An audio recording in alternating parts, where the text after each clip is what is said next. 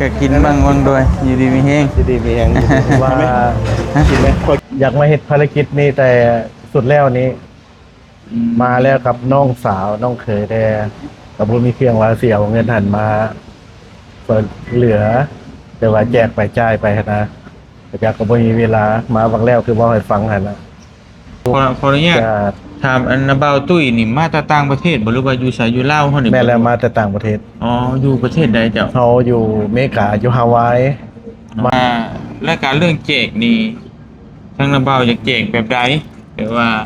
ถ้าเอาแบบว่าไปแจกคนทุกข์คนยากอีดีแบบสุดๆตามบ้านนอกคอกหน้าดีบ่ เอาจังใดก็ได้พอแต่ว่าให้ได้ยืนให้ปรับถึงมือ เนาะ คนที่ว่าเครื่องเขาเนี่ยถุงยังซีบวะ ทุกอย่างชีพ ถุงยังซีบเนาะ นั่นแหละอ่า มันก็จะมีแต่ปลากระป๋องกับมีเท่านั้นนะเอาช็อกโกแลตยุ่น พอดีไปแบ่งให้เพิ่นเลยง่ายๆแจกเด็กน้อยนั่นแหละอ๋อนี่ชื่อผู้บริจาคบ่ แม่แล้ว โอ้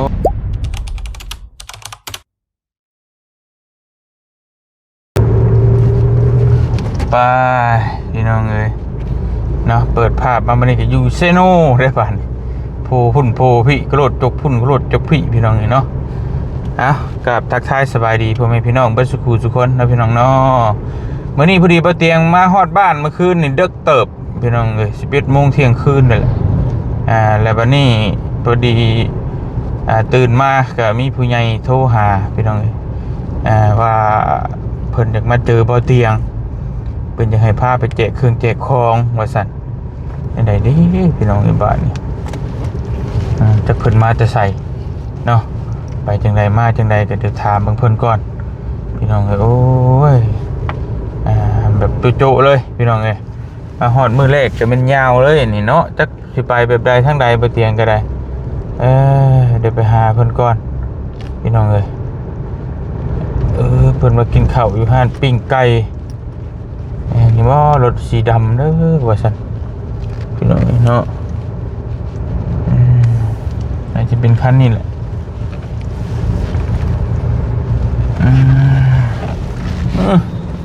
จัดงานอย่างเด้พี่น้องเอ้ยเนาะไป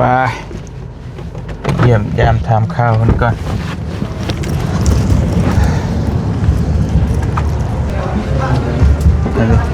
อยู่ในผมบอกสวัสดีพ่อ กินข้าวแล้ววะ โดยทั้งลูกก็กินบ้างว่างด้วยอยู่ดีมีแห้ง ดีมีแหงเอาไหมกินไหมพอกินแล้วเด้ บ่เป็นยังพ่อได้แล้ว บ่ยังพวกเจ้าได้กิน บ่ต้องกินหรอก เห็นไหมฟังกินรถฟังกินรถ แต่ว่าทั้งลูกยังบ่อยากปานใด ไปสั่นไปกินข้างหน้าเนาะสั่นเนาะ โดยมีแต่ว่าอยู่นี่เป็นเสียงเพลงเนาะ มันเสียงเพลงเลย ไปคุยกันอยู่พุ่นก็ได้เนาะไปคุยอเมซอนก็ได้ไป มันทอดพูดนี้ได้เข้าห้องน้ำเลย โดยไปอันนี้ลูกบ่สบายดีเด้อน้องเด้อโดยสบายดี ลูกสาวลูกชาย มา3 คนบ่ มา3 คน โดยไปคุยพุ่นก็นั้นมีเสียงเพลงอยู่ไปพี่น้องเด้อเนาะตอนนี้กำลังย่องว่าอากาศมันดีมันลมมันเย็น แม่นบ่ มันสวยมันต้องฮ้อนขึ้น ฮ้อน จะคล้ายคนเดียว โดยต้องลงเล่าใต้เพราะมันจังอันเย็น แม่แหละ โดย โอ้ดีใจเป็นโดยจริงแล้วมันนี้ สบายดีอีกรอบเด้อ สบายดี พี่น้องเลยเนาะ เอาทำตรงนี้แผนที่ว่ายังมาหาเราเตียงท้องในเราพาไปที่ว่าบริจาคเครื่องให้มันแล้วใช้เป็นจับกล้องให้ โดยพี่น้องเลย เครื่องอันเขาแพ็กมาแล้ว ถ่ายคลิปป่ะพ่อ ถ่ายคลิปเนี่ยเรียนเปลี่ยนได้ 2-3 เดือนเลย โอ้เฮ็ดพ่อเฮ็ด YouTube คือกันบ่ ยูทูบเพื่อนช่องเด้อฝากช่อง โอ้โหช่องมาได้หัน เบาตุ้ยพาเที่ยว บ่าวตุ้ยพาเที่ยว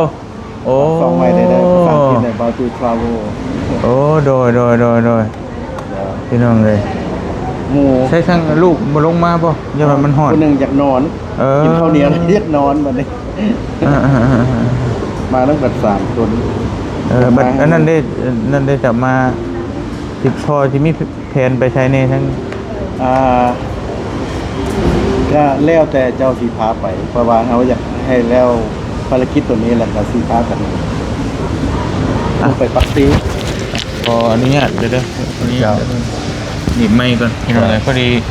เดี๋ยวถามชื่อเสียงเรียงน้ำก่อนก็ได้เนาะทาง ได้ ขออนุญาต ฝากนำเลย อ่า จับนำ ได้ กดรถ บุมีถ่ายเลยบ่ ถ่ายรถมือกดรถ ฝากซองว่าอยากมาเฮ็ดภารกิจนี้แต่สุดแล้วนี้ มาแล้วกับน้องสาวน้องเขยแต่กับผู้มีเครื่องว่าเสียเอาเงินหันมาก็เหลือ แต่ว่าแจกไปจ่ายไปนะแต่ก็บ่มีเวลามาบางแล้วคือบ่ให้ฟังหันนะจะบางคนก็ว่าโอ้คันสิเข้าไปในบ้านเขาเจ้าต้องได้นัดหมายกับในบ้านแด้ โดย เขาก็บ่เคยได้มาว่าซั่นซะเคยมาอยู่แต่ว่าบ่เคยได้เห็นแนวนี้ แล้ววันนี้เขาเจ้าบ่มีเวลาแด้ก็ได้แต่มื้อนึง2 มื้อก็เลยพากันได้กลับเป็นอเมริกาวันนี้ครับเจ้าเลยว่าโอเคแล้วก็เอาจังซี่ซะถ้าได้อยู่หั่นแล้วก็ให้เจ้าไปซื้อเครื่องซื้อของไปแจกคนที่ว่าขาดแคลนเนี่ยเนาะอยากจนไปทางใดก็ได้ก็เลยว่าโทรหาเบาเตียงให้พาไปว่าบ่ฮู้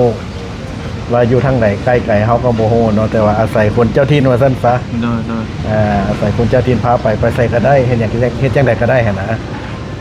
พอดีว่าถ้าว่าที่ไปแจกแบบว่าคือว่าไงคือทั้งอันน่ะพ่อหรือว่านาบ่าวก็ได้เนาะนาบ่าวก็ได้ บ่าวซะพอนี่ยังบ่มีเมีย อ๋อยังบ่ได้มีเมียบ่ บ่มีแต่ลูก อ๋อ เลี้ยงเดียวได้เลี้ยงเดียว เดินขอ มีป้ากันแล้ว ขออนุญาตเนาะเลิกกันแล้วเนาะ เลิกกันแล้ว อ๋อ เป็นโสดได้โสดบ้านปลายโสดบ้านเฒ่า บัดลูกนี่มาอยู่น้ำนาบ่าวไปเลยเนาะ อยู่นำเข้าเฮียนอยู่บ่อนเดียวกันก็เลยว่าบ่อยากให้ป้าลูกอยู่ ขออนุญาตถามอันนาบ่าวตุ้ยนี่มาจากต่างประเทศบ่หรือว่าอยู่ไสอยู่ลาวเฮานี่ แม่แล้วมาแต่ต่างประเทศ อ๋ออยู่ประเทศใดเจ้า เขาอยู่อเมริกาอยู่ฮาวาย อ๋อ มาแบบที่ว่าเขาว่าอย่างภาษาลาวว่าอย่างอันบำนาญเนาะ โดย มาบำนาญอยู่ลาว อืม มาได้เกือบ2 ปีแล้ว อ๋อแต่ว่าอยู่ลาวนี่โดนแล้วหลาย เกือบ2 ปีแล้ว โอ้ก็ถือว่า เขาก็เที่ยวไปเที่ยวมา และอยู่พี่เลยบ่ อยู่พี่เลย อ๋ ปะ อ เนี่ยที่มาขออยู่นำพวกเจ้าพี่แล้ว โอ้ ส ยิน บา ดี ย ยินดี เห็นเที่ยวไปเที่ยวมาโอ้ยสาได้จะไปเรียนหันเรียนนี่นะ เห็นหลายบ้านหลายเมืองแน่หั่นนะ โดย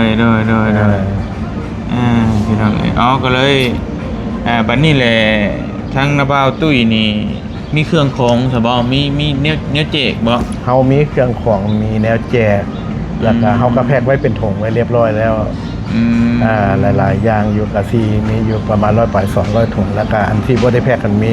กระป๋าแก๊สหนึงบ่ได้แพ็ค อืม ก็เลยว่าเอาไว้พิเศษที่ว่าเอาจับให้โลดหั่นนะ เป็นถุงยังชีพนะ เป็นถุงยางชีพถุงยางชีพเนาะ และบัดนี้เพราะว่าเรื่องการเรื่องแจกนี่ทั้งนาบ่าวอยากแจกแบบใดหรือว่าถ้าเอาแบบว่าไปแจกคนทุกข์คนยากอีดีแบบสุดๆตามบ้านนอกคอกหน้าดีบ่ เอาจังใดก็ได้พอแต่ว่าให้ได้ยืนให้ถึงมือคนที่ว่าขาดแคลนคนที่ว่าญาติแต่หั่นเนาะ เราจังใดก็ได้ขึ้นกับพวกเจ้าที่สิพาเบาไปไปจังใดก็ได้หรือว่าเขามีแผนที่ว่ามื้ออื่นนี่เขามีวันเกิดหลานวันที่18นะหรือว่าเขาไปนอนพุ่นบ่มื้อแลงหรือว่าแจกมื้อแลงก็ได้แจกมื้ออื่นก็ได้แล้วก็เขาก็กลับคืนมาเขามีแผนไปนอนพุ่นบ่หรือว่าจังได๋ อยู่ใช้จ้ะ อันน่ะที่ว่าปักเซหว่า โดยถ้าว่าพุ่นน่ะมันบ่มี บ่อันน่ะอยู่แถวแต่ว่าเอาแต่เจ้าสิพาไปเอาไปทางใดก็ได้ โดยมีแต่ว่ามันถ้าว่าทางนาบ่าวมีเวลาจักมื้อเนาะอ๋อ ก็2 มื้อแต่มื้อที่18ตอนแรงน่ะเขาต้องได้ นั่นแหละ ไป มั ปั น กเซ มันก็ยากหน่อยหนึง อืม เพราะว่าคือสมมุติว่าทางเขาสิพาไปแจกเนี่ยมันขึ้นมาพี่แต่ว่าทางนาบ่าวที่ลงน่ะมันลงมาพี่ บ่เป็นหยังเด็กเฮาก็เมื่อ โดยแล้วมันสิเนี่ยละมันขึ้นไปแล้วมันสิเพื่อที่ขึ้นไปฮอดมื้อนี้นะครับ อืม แต่ว่ามื้ออื่นผมสิได้แจกแล้ว มื้ออื่นแจกแล้วเฮาก็แลกแล้วเฮาก็กลับรถ อ๋อแต่ว่า แต่อันนั้นก็เป็นต้นแรงพุ่นเฮาไปฮอดเฮาฮอดยามไหนก็ได้แต่มื้ออื่นหั่นน่ะ โดยแต่ว่าลงจากพูดมา200ปลายมาฮอดนี่มันลงไปฮอดปักเช่200ปลายมันเกือบ500พุ่นได้พอยันฮอดพุ่นน่ะเกือบแจ้งพุ่นแล้ว บ่เป็นหยัง มันอยู่ดอก ยันว่ามันเผื่อวันเกิดวันหยังที่บ่ทันอันน่ะเดี๋ยวว่าไปแถวใกล้เอานี่บ่หรือว่า แถวใดก็ได้ แต่มันที่บ่ไกลปานใดแหละไปแจ้งแล้วก็มาแรงก็มานอนนี้อีกทีนะทำนี่เนี่ย เอาจังใดก็ได้ อยู่ เอาจังใดก็ได้ น้อย คันว่ามันไกลหลาย แต่ว่าเฮาบ่มีโอกาสเลยว่า แม่นก็เลย มัน ว่า จะยากบ่มีเวลาแล้วเฮาไปทางใดก็ได้นะบ่ได้ว่านะ โดย อันนั้นก็ไว้สุดหน้าก็ได้เฮาไปตัว เออ แบบที่ว่าใกล้ๆนี่ก็ได้ โดย ก็ได้ เพราะว่าจะคุยกับทางนาบาวแบบนี้ถ้าว่าสมมติว่าจะไปมันชุดดีๆน่ะคือถ้ามีเวลาหลายเนี่ยมีจะว่าจะให้นาบาวนี่คือว่ามื้ออื่นนี่ลงไปวันเกิดหลานก่อนแล้วกลับขึ้นมาแล้วมีเวลาเดี๋ยวจังทั้งน้องสิพาไปเนี่ยเต็มที่นะมื้อ2มื้อก็แจกเบิดแล้วจังเมื่อไปนั่นน่ะสิโอเคถ้าเป็นแบบนั้นนะมันจังบ่ไปพาออกมาพังอะนะบ่ไปพาออกมาพา หมายว่าให้เฮาไปวันเกิดก่อนเนาะ แม่นนะให้ปนดาบ้าวนี่ไปวันเกิดก้อนเลยมาแล้วเขาขึ้นพุ่นในจังสบายใจ เอา ไป จัง เลาะแจกเลาะ เอาจังซั่น ไป ก็ได้ซะนะ ลอยประมาณนั้นถ้าว่าจะไปแบบปุบปับไปที่นี่มันทั้งผ้าทั้งอย่างนะมันทีขับรถเขาก็ต้องซิ่งแน่นะมันก็บ่ปลอดภัยเป็นได บ่ปลอดภัยปานใดเนาะ เอาแต่น้องนงเว้าแล้ว โดย เฮ็ดจังใดก็ หรือว่า เฮ็ดจังใด มื้อนี้นี่วันระบาวมีเวลาเบิดมื้ออยู่บ่มื้อนี้ แม่น หรือว่ามื้อนี้ นี่แหละความหมายของว่าคันเฮาไปมื้อนี้เฮาไปรออยู่หันตื่นมาเช้ามาเฮาก็แจกรถ เอาสิพาไปเลาะแถวใกล้ก่อน เอาซะเนาะ ใกล้ๆน้ำมูนี่แหละมาแรงกับมานอนนี้นี่ล่ะเบอร์อื่นก็จะเพื่อเดินทางลงฮอดพุ่นมันสิ หรอ คำพอดี คำกับบ่มีหยังครับก็คอยไป โดยนั่นแหละ ปล่อยไป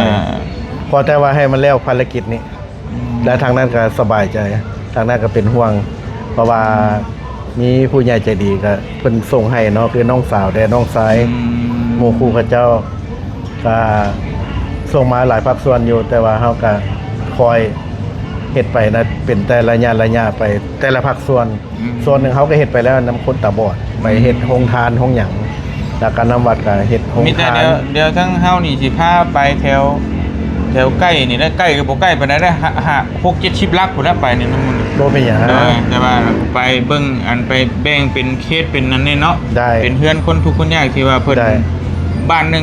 งมันอาจจะมี2-3หลังคาเฮือนเนี่ยมันทุกข์อีดีนะ ได้ แล้วไปแบ่งมันนั่นแล้วก็ไปแจกเป็นหมู่บ้านนี่เป็นแบบนั้นนี่นะ อืม ก็น่าจะโอเคเออ เขาแจกได้ครึ่งหนึ่งก็ดีกันแล้วเหลือนั่นก็มอบไว้ให้เบาเตียงทองฝากไว้ โดย ฝากไว้แต่ว่าจะมีเวลาผ่านไปทั้งแต่กันแล้วแต่ โดย ให้มันแล้วมื้อนี้ก็ให้ดีขึ้นกัน โดย แล้วมีโอกาสคนซีมาใหม่อยู่ โดย สิหาเวลาเขาต้องได้นัดหมายแต่ว่า ส่วนเรามาสุดนี่ก็บุคคลได้นัดหมายเนาะ แม่นเพราะว่า เออ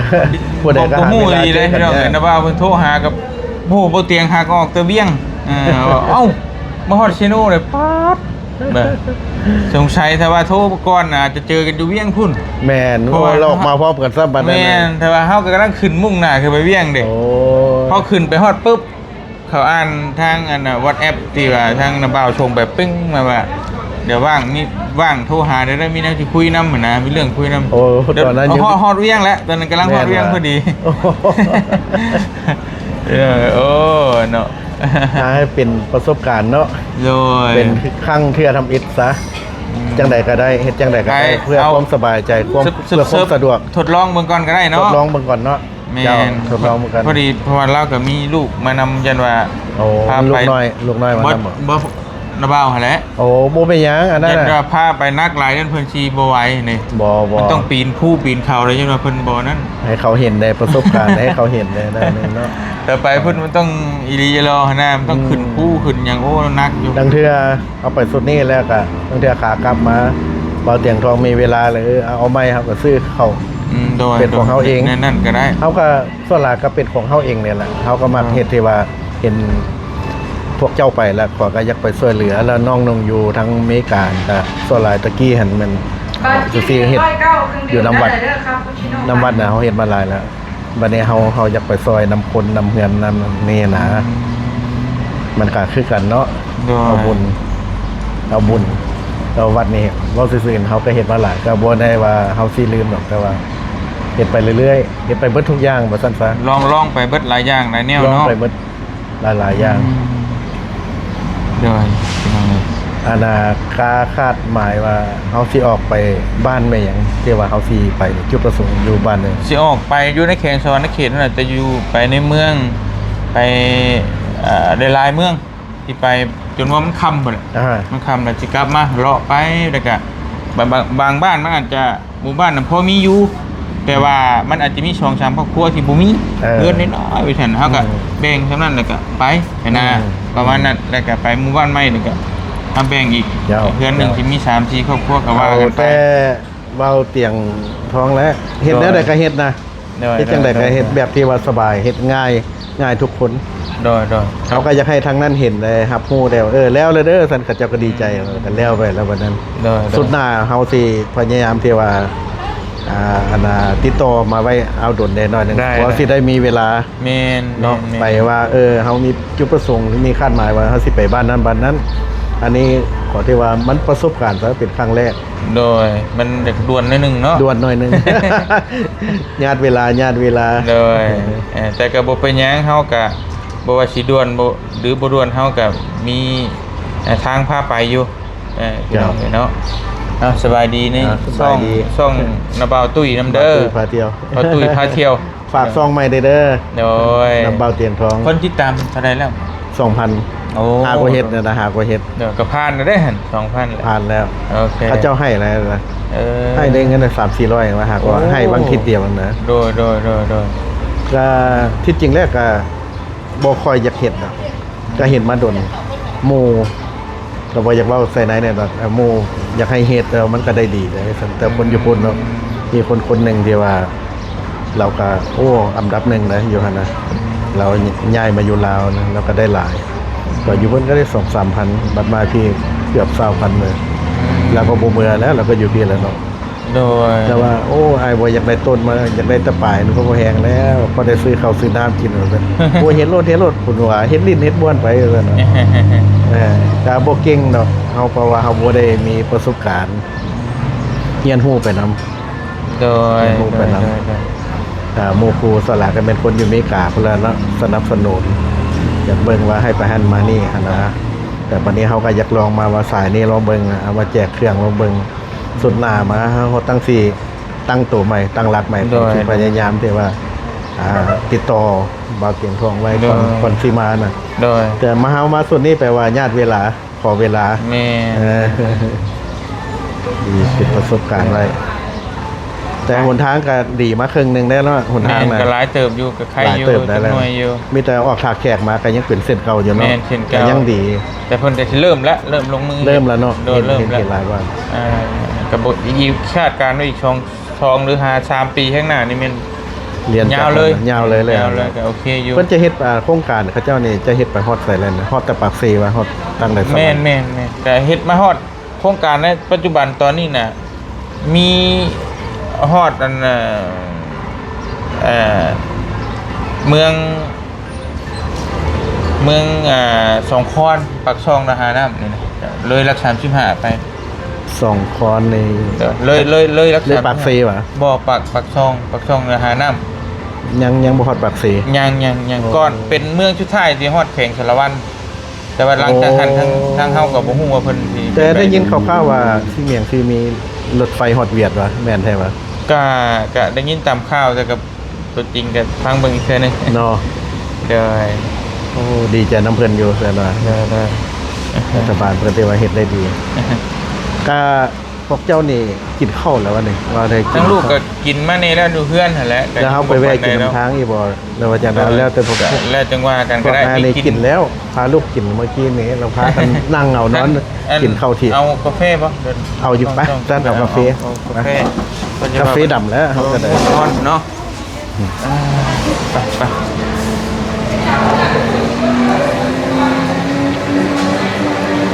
เอาอเมริกาโน่ให้นี่2จอกบ่บ่ใส่แบบนี้นะ หมอผู้ใส่กาแฟฮ้อนนะ อ๋ออเมริกาโน่เย็น1ฮ้อน1แล้วก็ ใส่นะ บ่ใส่หยังเลย บ่ใส่อย่างนั้น เอาเป็นจอกใหญ่หรือจอกน้อย จอกน้อยพอแล้วมีเศร้าในกระจอกหนึงแล้วเด้ แล้วก็ เดี๋ยวแต่กระเมาเด้ ชาบักนาวทั้งเด็กน้อยเพิ่นเอาหยังบ่ บ่เขาเจ้าเฮ็ดเองอาจารย์ อ๋อ ก็เขาเจ้า โอเค ทั้งหมด3จ จ้า โดย พอดีแสนสี่กี่ 4,000วะ แสนสี่กินอยู่ห้างหรือว่าเอากลับบ้าน มาจากไหน อันนั้นก็ กินอยู่ห้างเหรอ กลับบ้านหรือว่ากินอยู่ห้าง อ๋อดูใช้ก็ได้บ่ฮอดหาที่ก็บ่ละ ใช่ ก็ได้นั่งล้มกันเนาะ กินอยู่นี่แหละ ก็ได้นั่งล้มกัน มาเป็นยัง โอ้ดีใจได้ที่ได้มาเห็นตัวจริงเสียงจริงเนาะเอาการติดตามมาอยู่ตลอดแต่เบิ่งมัก นี่ได้ เบิ่ง นี่ก็น้องชาวบ่บุญมันป่า โอ้ สบายดี เป็นมาเฮ็ดอยู่นี่ แม่หน่อย โดย มาเฮ็ดเวียกอยู่นี่ เจ้า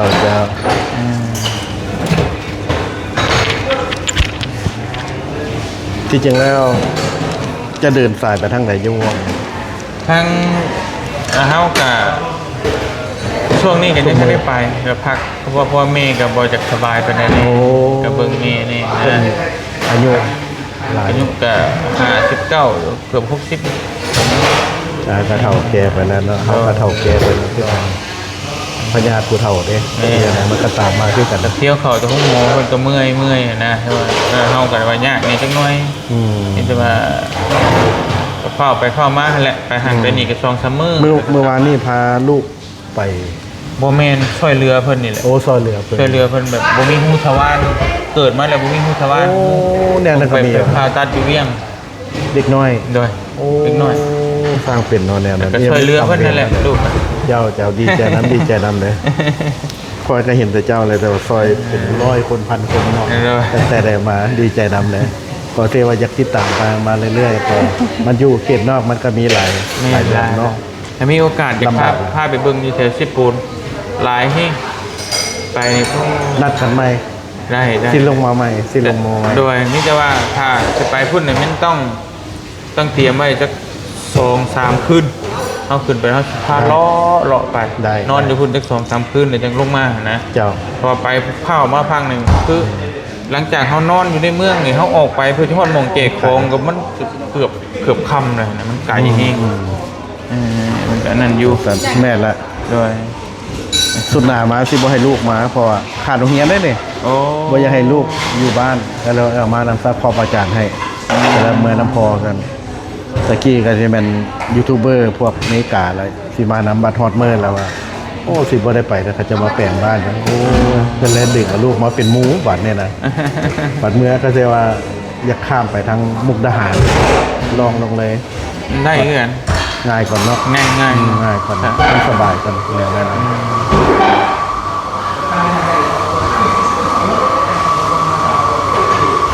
ไปนั่งขาก็ได้ เดี๋ยวเขาเอาไปให้ โอเคเอาจะพาอยู่บ้าน นั่นแหละโอเคมา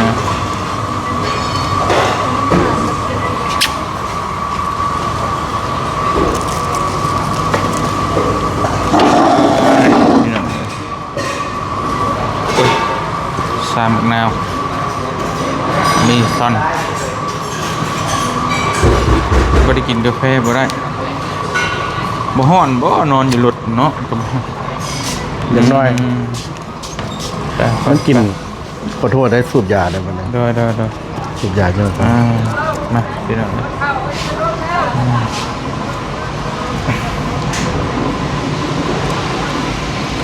มีแต่ว่าจะไปเบิ่งเครื่องพ่อเพิ่นจะเล็กจังหน่อยเนาะแต่ก็เดินทางเลยก็ได้เนาะยันว่ามันไปเบิ่ง ไปเบิ่งก็ได้ หน่อยพี่น้องพี่น้องเลยเนาะ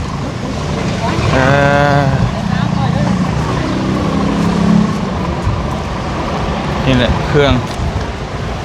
โอ้มีใส่ฝาปิดคือกัน ฝาปิด เนาะ ในเครื่องเขาเนี่ยถุงยังซีบวะ ทุกอย่างชีพ ถุงยังซีบเนาะ นั่นแหละ มันก็จะมีแถวปากกระป๋องกับมีเท่านั้นนะเขาช็อกโกแลตอยู่ไหนช็อกโกแลต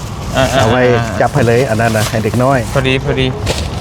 ไปแบ่งให้เพิ่นเลยง่ายๆแจกเด็กน้อยนั่นแหละอ๋อนี่ชื่อผู้บริจาคบ่ แม่ละ โอ้ ที่พอบริจาคบัดนั้นเขาก็เสียป้ายลงให้ป้ายลงติดนี่ซื้อโอเค